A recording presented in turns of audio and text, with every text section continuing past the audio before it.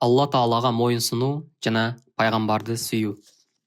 Алла Таала мындай дейт: О Мухаммед, айткын, эгер Алланы сүйсөңөр, анда мени ээрчигиле. Алла да силерди сүйөт жана күнөөлөрүңөрдү кечирет. Алла Таала өтө кечиримдүү, өтө боорукер. Али Имран сүрөсү.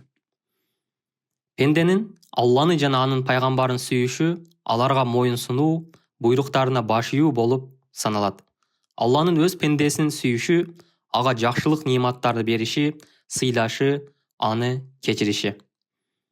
Пенде улуу жаратканын улуулугун, кемчиликсиздигин, ал эми өзүндөгү жакшы сапаттар Алла Тааладан экенин түшүнгөндө, Алланы сүйгөн болуп саналат.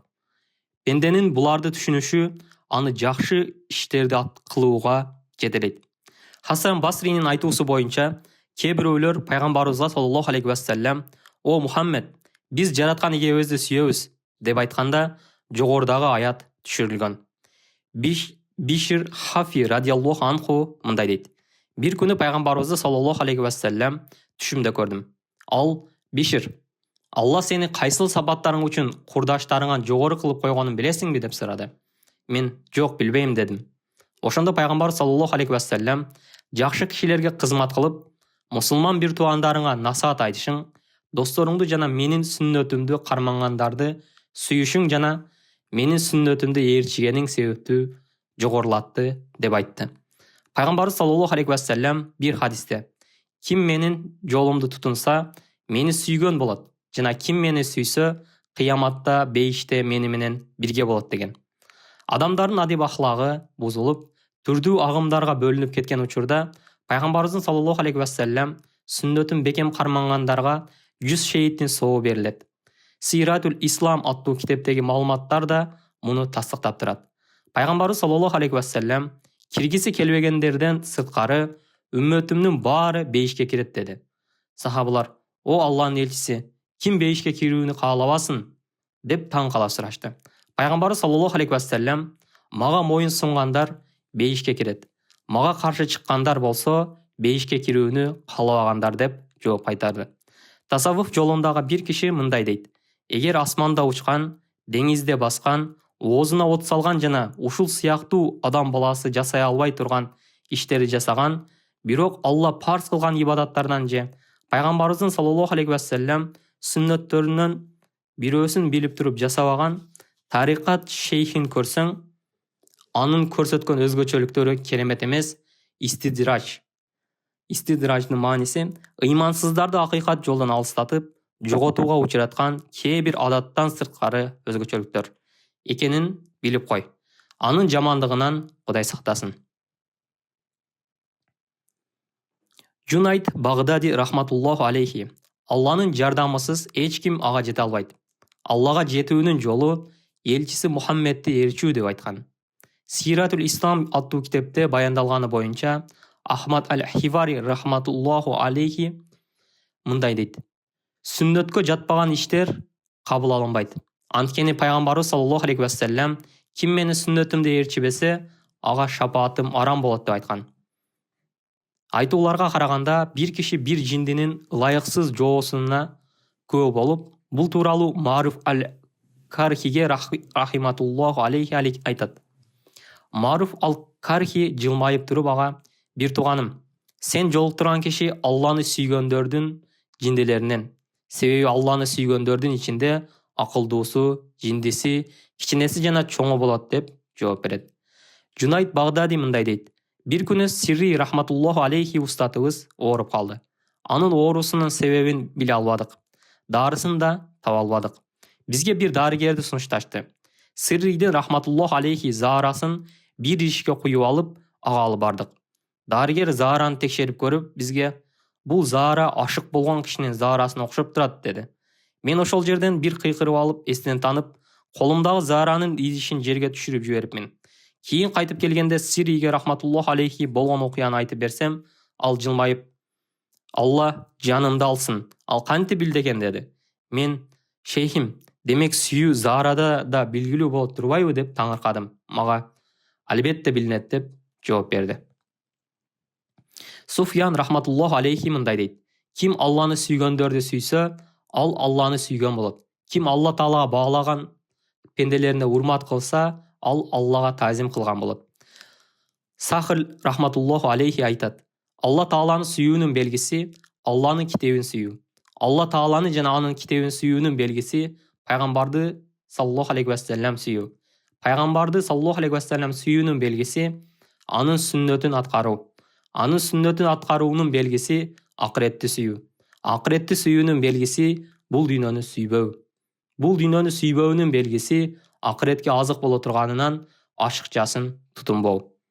Абул Хасан аз Занжанинин рахматуллаху алейхи мындай деген айтылады: ибадат көз, жүрек жана тил менен аткарылат. Көз ыйлап сабак алса, жүрек ойлонот. Тил Алланын барлығын, бирлигин жана улуулугун тастыктап, тасбих айтуу менен ибадатты аткарат. Алла Таала мындай дейт: О момундар, Алланы абдан көп эстегиле, аны эртеле кеч аруулагыла.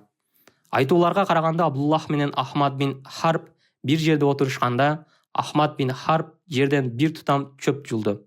Ошондо Абдуллага мындай деп айтты: Ахмад, ушул кылганың үчүн 5 нерсеге түштүң.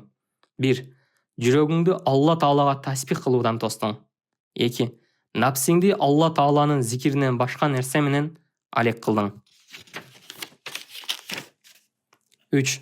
Башкаларга жаман үлгү болдуң. 4. Ал чөптү Алла Тааланын зикиринен тостуң. 5. Кыямат күнү Алла Тааланын алдында өзүңө каршы бир далил пайда кылдың. Сири рахматуллаху алейхи айтат: бир күнү Журжанидин рахматуллаху алейхи куурулган ун жеп отурганын көрүп, эмнеге башка нерсе жеген жоксуң деп сурадым. Ал мага: эсептесем тамакты чайнап жутканга чейин 70 тасбих айта турганчалык убакыт кетет экен. Мына ошондуктан 40 жылдан бери такыр нан жегеним жок деп жооп кайтарды. Сахил бин Абдулла 15 күндө бир тамак жечү. Рамазан айы киргенде бир эле жолу тамак жечү. Кээде 70 күн тамак жебей жүргөнүн да көрүшкөн. Тамак жегенде арыктап, аш жүргөндө күчкө толчу. Керек болсо 30 жыл бою Абу Хаммад аль-Асфат менен Харам мечитинде коңшу болду. Бирок анын жеп ичкенин көрүшкөн жок. Ар дайым Алланы зикир кылуу менен алек болчу. Алланын бир досу Амир бин Убайд рахимахуллаху 3 нерсе үчүн гана жамаат менен намаз окуу, орулууну көрүү жана жаназа намазына туруу үчүн гана үйүнөн чыкчу. Ал мындай деди: адамдарды ууру кескидей көрөм. Негизи өмүр эң баалуу нерсе. Демек алар ушундай баалуу нерсени барташпайт. Мындай баалуу заттан акырет үчүн азык даярдалышы керек эле. Акырет жашоосун каалаган кишинин башка кайгысы болбош үчүн бул дүйнө жашоосун такыбалык менен өткөрүшү керек.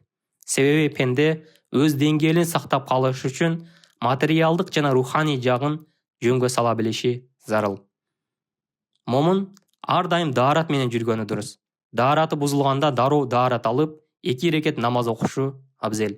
Ар дайым кыблага карап отурууга маани берип, пайгамбарыбыздын саллаллаху алейхи вассалам алдында отургандай отуруп, кыймыл аракеттерине көңүл бурушу керек. Салабаттуу болуп, кыйынчылыктарга сабыр кылышы, жамандыкка жакшылык менен жооп берип, ар кандай күнөөсү үчүн тооба кылышы керек. Илими менен мактанбай, менменсинбей, ар дайым кичипейил болгону абзел. Себеби менменсинүү шайтандын сапаттарынан. Такыба кишилерди урматтоо жакшы. Анткени такыбаларды сыйлабагандарды Алла Таала алардан бөлүп коет. Ибадатты бактабагандардын жүрөгүнөн ибадат сүйүүсүн чыгарып салат. Фудайл бин Ияздан рахматуллаху алейхи: Абу Али, пенде качан такыба болот деп сурашканда, ал башкаларга ар дайым насаат айтууну ойлогондо, жүрөгүндө Алладан коркуу пайда болгондо, оозунан ар дайым чын сөз чыга баштаганда жана дене мүчөлөрү жакшы иштерди жасаганда киши такыбалардан болот деп жооп берген. Пайгамбарыбыз саллаллаху алейхи вассалам бир хадисте мындай деп айтат: Дүниеден кол өзү денени да, жүрөктү да ырахатка бөлөйт. Ал эми дүниөнү сүйүү кайгыга салат. Дүниөнү сүйүү бардык катачылыктардын башы, андан оолак болуу бардык жакшылыктардын башаты. Бир такыба киши жыйналган элдин жанынан өтүп баратса, ал жерде бир дарыгер оорулар жана дарылар тууралуу баяндап жаткан экен. Натыйжада ал да сөзгө кулак түрүп отуруп калды. Бир саам уккан соң, о саламаттыктын сакчысы, жүрөктөрдү да дарылайсыңбы деп сурады дарыгер. Ооба, Мага ооруң тууралуу айтчы деди. Такыба киши. Күнөөлөр менен карарган жүрөктүн дарысы барбы деди. Дарыгер: андай жүрөктүн дарысы күнү түнү Алла Таалага жалынып жалбаруу, тооба кылуу жүрөктөрдүн дарысы ушул. Шыпа болсо кайыпты билген Алладан деп жооп кайтарды. Муну уккан такыба киши ыйлай баштады да: сен абдан жакшы дарыгер экенсиң. Жүрөгүмдүн дарысын туура таптың деди. Бир икаяда мындай баяндалат. Бир киши кул сатып алса, кулу кожоюнуна: "О кожоюнум, мени убагы келгенде парз намаздарымды окууга уруксат бересиң. Күндүзү мени канча жумшасаң жумшай бер, бирок түндө жумшабайсың. Жана үйүңдөн мага гана тиешелүү бир бөлмө бересиң деген 3 шартым бар" дейт. Кожоюн анын шарттарын кабыл алып, кулуна үйүн көргөзүп, бир бөлмө тандоосун сунуштайт. Үйдү кыдырып чыккан кул эң начар бөлмөнү тандап алат. Кожоюн эмнеге анын ошол бөлмөнү тандап алганын сураганда ал: "Алла менен бирге болгондо эң начар ураанды жерлер да гүлзарга айланаарын билбейсиңби" деп жооп берет. Ошентип кул күндүздө кожоюнуна кызмат кылып, кечинде Аллага ибадат кылып жүрө берет. Бир күнү кожоюн үйүн айланып жүрүп, кулунун бөлмөсүнөн жарык чыгып жатканын көрөт. Бөлмөгө жакындап келсе, кулу саждада турат. Жанында абада бир чырак асылып туруптур. Тыңшаса Алла Таалага: "О жараткан Алла, мага кожоюннун кызматын жүктөдүң. Ошондуктан күндүздү кызмат кылуу менен өткөрүүдөмүн. Эгер андай болбосо, күнүмдү да түнүмдү да бир өзүңө ибадат кылуу менен өткөрмөкмүн. О жараткан эгем, мени кечире көр" деп жалбарып жатыптыр. Анын ибадаты таң атканга чейин уланат. Кожоюн болсо ибадат кылып жаткан кулунан көзүн ала албай угуп олтурат. Таң атканда болгон окуяны аялына айтып берет. Эртеси күнү аялы менен бирге кулуна көз салат. Кул так эле мурунку күндөгүдөй Алла Таалага жалбарат. Аны көрүп кожоюн менен аялы көз жашын тыя албай буркурап ыйлайт. Ошону менен жерге жарык түшүп даңдатат. Кожоюн кулун чакырып алып: "Сени Алланын ыраазычылыгы үчүн азат кылам. Мындан кийин Алла Таалага ээн эркин ибадат кыла бер" дейт. Кул дароо көккө алакан жайып: "О сырларды билген Алла Таалам, сырым ачылып калды. Мындан ары жашай албайм. Менин жанымды ала көр" деп жалбарат да сөзү бүтө электе жан берет. Аллага ашык пенделер ушундай болот.